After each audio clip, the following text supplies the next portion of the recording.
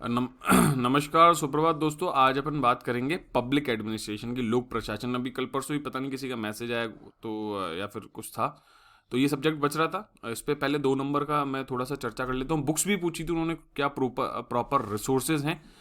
मैं अभी डिस्कस करेंगे, पहले मैं थोड़ा आंसर राइटिंग पे चर्चा कर लेते हैं, फिर बुक और सोर्सेज अपन बात कर लेंगे। इसने क्या पूछा, पीटर नियम से आप क्या समझते हैं। तो इन जनरल आदमी बता देता कि इस नियम में क्या है। ठीक है, मैंने बताया ये इससे संबंधित नियम है, इसमें ये होता है, प्लस ये चीज जो है ना ये एक्स्ट्रा है, ये हर कोई नहीं लिखता कि ये डाउन्स के व्यक्तिगत निष्ठा से समानताएं रखता है। इन जनरल पहले वाला इतना पार्ट तो हर कोई लिख देता, और मैंने एक चीज अधूरी छोड़ दी थी। मेरे को एक्चुअली बुक का नाम उस टाइम याद नहीं था, बट फिर मैंने बाद में याद रख लिया कि पीटर प्रिंसिपल करके एक बुक आई थी जो पीटर साहब ने लिखी थी। उस बुक में इन्होंने इस नियम को या फिर जो भी कॉन्सेप्ट है उसको एक्सप्लेन किया था। तो पॉइंट यहाँ 3 निकलते हैं कि देखो, ये भी एथिक्स से सिमिलैरिटी है, याद करो मैंने तब भी बोला था। Book is important, what is the, किस पर्पस के लिए वो नियम है और क्या वो बताता है नियम, ये तीनों चीजें साथ ही साथ अगर आप सिमिलैरिटी बता देते हो तो इट्स अ बिग थिंग। ये एक स्पेशल फीचर है जो प्रॉपर पबेड का फैकल्टी होगा ना उसे ये अच्छा लगेगा, क्योंकि जब भी ये थिंकर्स वाली चीजें आती हैं, तो जब आप सिमिलैरिटी और डिससिमिलैरिटी बताते हो, एग्जाम्पल दिखाते हो कि यार वो थिंकर या फिर वो फिलोसोफर था, उसने ऐसा किया, तो उनको लगता है कि हाँ आप पबेड के स्टूडेंट हो, पबेड या फिर ऐसे जो भी सब्जेक्ट हो उसके स्टूडेंट हो। जैसे एग्जाम्पल के लिए अगर अपन बात करें, सोशियोलॉजी है, समाजशास्त्र है, उसमें भी अलग अलग जो थिंकर्स हैं, आप उनको कंपैरिजन करके जब बताते हो तो अच्छा लगता है उन्हें। वो ये देखो, ये स्पिरिट ऑफ द सब्जेक्ट है कि इसको समझना जरूरी है। नेक्स्ट उन्होंने पूछा कि प्रशासन प्रबंधन से किस प्रकार भिन्न है। तो भिन्नता की बात की, और अपन ने कितने पॉइंट लिखे हैं, सीधे सीधे 4 पॉइंट लिखे हैं। तो 2 नंबर मिले हुए हैं, ठीक है, प्रबंधन और प्रशासन है, इसमें और कोशिश हो सके आपकी। तो आप ही देखो, मैंने इंग्लिश में भी लिखा है यहाँ पे। लोग कहते हैं ना इंग्लिश में लिखे नहीं लिखे, मैंने इंग्लिश में लिखा है लेकिन हिंदी में भी लिखा है नीचे ब्रैकेट में। सेटिंग थिंग्स राइट, चीजों को सही रखना, और डूइंग राइट थिंग्स, क्योंकि ये इसी तरीके से रिप्रेजेंट किया जा सकता है। अब हिंदी में तो ये बुक लिखी नहीं गई, तो ये टर्मिनोलॉजी जो है डूइंग राइट थिंग्स, ये इंग्लिश की ही है, तो इंग्लिश में ही समझना पड़ेगा इसको। तो आप इंग्लिश हिंदी में लिख सकते हो, बट प्लीज ब्रैकेट में हिंदी में लिखना जरूरी है आपका। फ्रैंक जी गुडनाउ ने लोक प्रशासन के उद्भव में क्या योगदान दिया, ये बता दी। कौन सा ईयर है, लोक प्रशासन के फादर कहे गए। बुक यहाँ पे देखो, यहाँ मैंने लिखी हुई है कौन सी वाली बुक है, और क्या बताया पृथक विषय। तो ये तीनों चारों चीजें कौन से ईयर में, कौन सी बुक में, किस व्यक्ति ने, और क्या कहा, 4 चीजें हैं। WH क्वेश्चन की बात करता हूं, कब, क्या, कैसे, क्यों, ये सारी चर्चा करनी है। अगर आप मैं बता दूं विकास प्रशासन परंपरागत प्रशासन से किस प्रकार अलग है, तो अभी देखो 1 2 3 4 5 और ये छठा, 6 पॉइंट लिखे मैंने 2 मार्क्स के क्वेश्चन में। तो कोई कैसे नंबर काटेगा ये बताओ। मतलब ये सही बताऊं तो ये 5 मार्क्स का जो कोई क्वेश्चन है उसमें इन जनरल जो एक सामान्य बच्चा होगा ना, ये 5 मार्क्स का आंसर है, वो यहाँ पे 2 डिफरेंसेस लिख के छोड़ देगा। अरे क्यों छोड़ना है भाई, जब ये देखो यहाँ पे श्री गोस्वामी मैंने नाम तक लिख दिया भारत में, ऊपर भी कोई नाम लिख रखा हो, जहां मौका मिले वहां अपना जो नॉलेज है उसको दिखाओ, लेकिन ओवर बर्डन भी नहीं करना है। ये घिचपिच नहीं करनी कि हर लाइन में सब कुछ सीधे सीधे पॉइंट वाइज लिखना है सिस्टम। ये पॉइंट वाइज नहीं था तो मैंने इसको यहां खत्म कर दिया, देखो। लेकिन इसमें भी काम की ही चीजें लिखी हुई हैं, बकवास नहीं लिखनी, ये ध्यान रखना है जो है ना, कि सब्सटेंस होना चाहिए। Substance is important. अगर आप, वही बात है कि गरजने वाले बरसते नहीं, ऐसी जो कहावतें हैं, थोता जना बाजे घना, वो नहीं दिखाना है आपको। ये दिखाना है कि मैंने पॉइंट भी बहुत अच्छे लिखे हैं, मेरे पास सब्सटेंस भी है, मैं बहुत ढंग की बात भी लिख रहा हूं, मैं इधर उधर कॉपी नहीं भर रहा, मैंने केवल, नोट कर लो, ये सब में केवल पेज लाइन भरी हुई नहीं है, सब में काम की चीज है। अगर तुम ये अक्षमता बात करो ना, उसमें मैंने 6 एक्सप्लेनेशन दे दिए, कार्य ना करना, टालना, बहाना बनाना, उत्तरदायित्व से बचना, कौशल ना सीखना। ये सब लोग पॉइंट लिख के ही नहीं आते, यहीं कर जाते, कार्मिक अपनी अक्षमता बढ़ाने में रुचिकर होता है, बस इतना लिख के। लेकिन ये एग्जाम्पल लिख के मैंने समझा दिया कि मुझे एग्जैक्टली इस अक्षमता वृद्धि जो नियम है या भी जो पीटर नियम है बहुत ढंग से आता है समझ में। ठीक है, लक्ष्य कौन से थे, तो इन जनरल लोग होते वो चारों के चारों लक्ष्य लिख के सॉर्ट कर देते। वैसे ये जगह थी, मैं कुछ और लिखने की इच्छा अभी आ रही है मेरे को कि मैं कुछ और लिख देता, बट मैंने ये बताया कौन से सम्मेलन की बात है, मीनो बुक फर्स्ट की बात है, कौन सा ईयर है उसमें भी बता दिया, और निम्न 4 लक्ष्य थे, ठीक है, इसमें हो सकता है आप यहाँ प्रासंगिकता, मूल्य, समता और परिवर्तन में भूमिका के आगे कुछ कुछ 4-4 शब्द लिख सकते हो। ये आपके लिए फुल अथॉरिटी है, फुल पावर है, आप बिल्कुल लिख सकते हो। ठीक है, ये डिजिटल युग गवर्नेंस मुझे आता नहीं था, ये सही बताऊं, ये बिल्कुल ही जीरो नॉलेज थी, तो मैंने उस हिसाब से ये आंसर लिखा, तो फिर इसमें मैंने 1 नंबर ले लिया। बताना ये चाहता हूं कि मुझे इसमें कुछ नहीं आता था, फिर भी मैंने 1 नंबर लिख लिया, इतना भर के नहीं। आप ये देखो, एनपीएम के विरोध में आई, ठीक है, लोक प्रशासन की एक विचारधारा जो सूचना प्रौद्योगिकी, अब ये बता, डिजिटल युग गवर्नेंस है तो सूचना प्रौद्योगिकी होगी ही कि नहीं होगी? बिल्कुल होगी। और डिजिटल एरा प्रशासन है, ये टर्म देखो आप, ई नाम का उस टाइम एग्जाम्पल दिया, डिजिटल लॉकर, ये तो तब मैं बता रहा हूं जब मुझे नहीं पता था, पता होता तो और अच्छा लिख के आते। ये देखो, ये एक स्टेटमेंट मुझे जरूर उस टाइम याद था, ये स्टेटमेंट के बेस पे ये आंसर लिखा है मैंने। इसमें लिखा है NPM is dead, long live digital era governance. तो डिजिटल युग गवर्नेंस एक्चुअली यही है। तो इस लाइन के हिसाब से मैंने पूरा आंसर लिखा, ये लाइन मुझे आती, मेरे को याद आ गया। ठीक है, ये फिर उन्होंने आंसर एक्सप्लेन कर दिया। ठीक है, पुनः एकीकरण है, आवश्यकता आधारित ग्राहक, ये सब बातें की हैं। तो पॉइंट इज कि नहीं आता है तो भी लिखने की कोशिश करो, क्योंकि यहां अगर लिख पा रहे हो तो जाके मेंस में, आरपीएससी में लिख पाओगे। अगर यहां छोड़ रहे हो तो वहां वो हैबिट, वो एटीट्यूड नहीं बनेगा कि आप वहां भी लिख दो। सीएसआर एक्ट को और अधिक प्रभावी बनाने के 4 उपाय बताइए। ठीक है, दंड का प्रावधान, जब आप सीएसआर पढ़ोगे तो आपको समझ में आ जाएगा। मैं तो पॉइंट बता देता हूँ, 1 पॉइंट है, 2 पॉइंट है, 3 पॉइंट है और 4 पॉइंट है। संसदीय कमेटी की रिपोर्ट है। लगभग मैंने ये हर जगह ही लिखी है सब चीज़ें, अगर मेरे को याद है। ठीक है, और लाइट चली गई है हमारे यहाँ, कोई बात नहीं, अपन कंटिन्यू करेंगे। लोक प्रशासन के कार्यात्मक पर्यवेक्षण, फंक्शनल फोरमैनशिप कोई चीज़ होती थी। ठीक है, तो उसमें मैंने बता दिया कि क्या क्या कहानी है। वैज्ञानिक उपागम, कोई एक उपागम होता था इसका पब्लिक एडमिनिस्ट्रेशन का, किसने दिया? WS टेलर ने दिया है, लोक प्रशासन में दिया।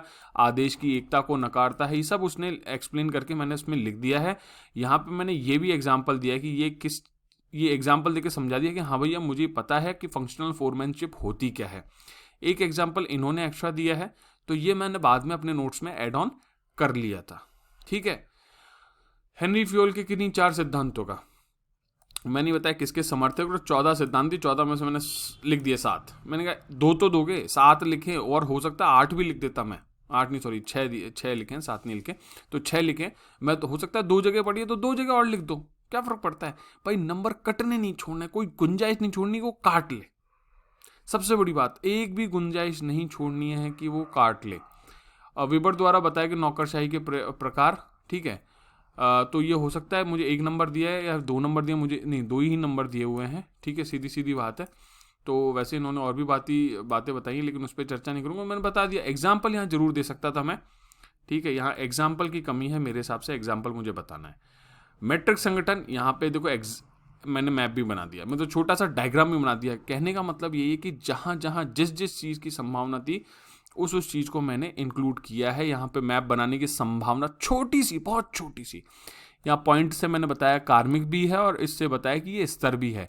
तो मैट्रिक व्यवस्था एक्सप्लेन कर दी, और फिर मुख्य विशेषताएं तो 1, 2, 3, 4, 5, तो 5 मैट्रिक संगठन की विशेषताएं मैंने लिख दी। इसके अलावा का पद सोपान की बात करें अपन, तो पद सोपान का भी मैंने डायग्राम बनाया हुआ है, और उसकी पूरी कहानी है।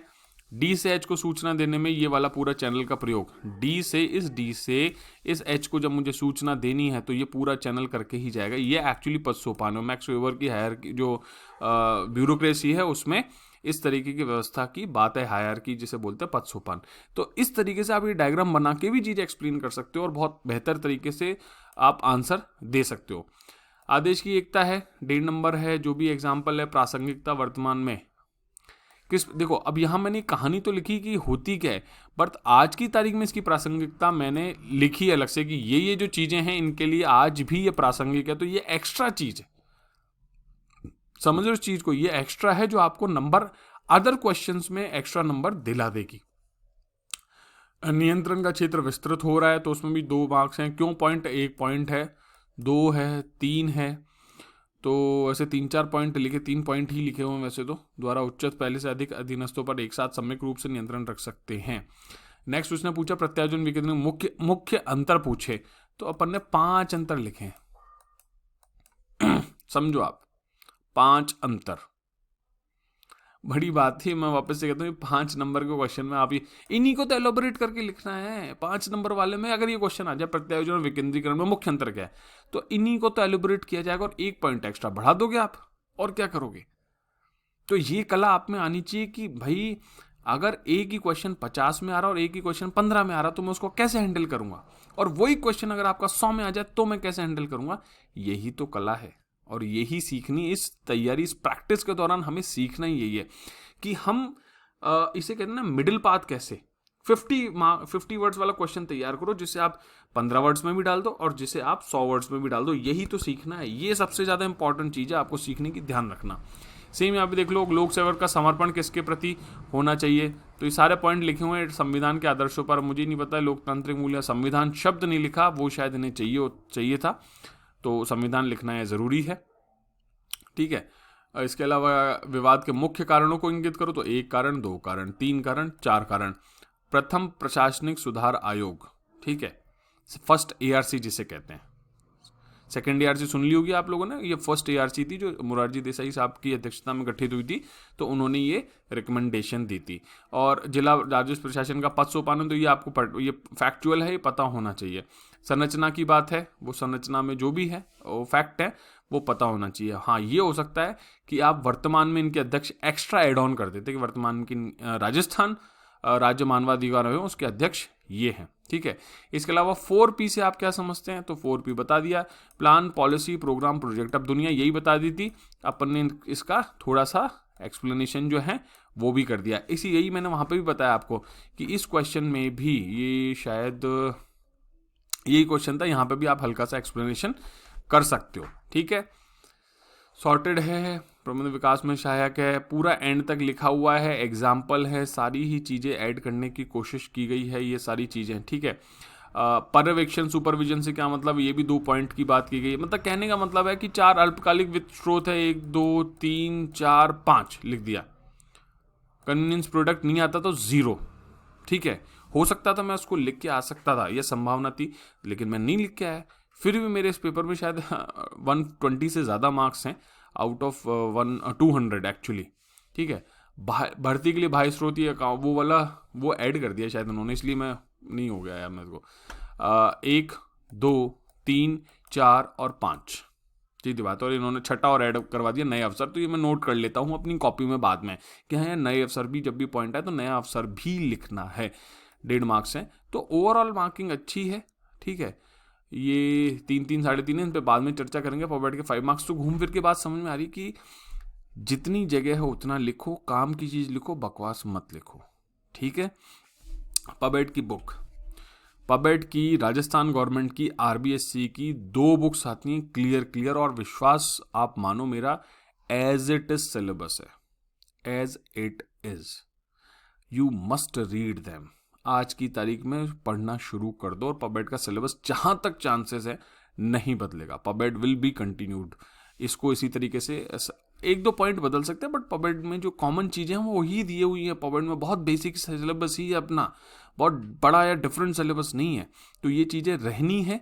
और वापस से कहूँगा कि वो बुक्स पढ़ो, बहुत अच्छी बुक्स हैं, आपको मज़ा आ जाएगा। ठीक है, राइटिंग में थोड़ा सा वैसा हो सकता है, बट सिलेबस के अकॉर्डिंग है, एज इट इज़, सीरियसली, ठीक है। चलो उसके बाद जय हिंद, जय Bharat, bye bye, take care.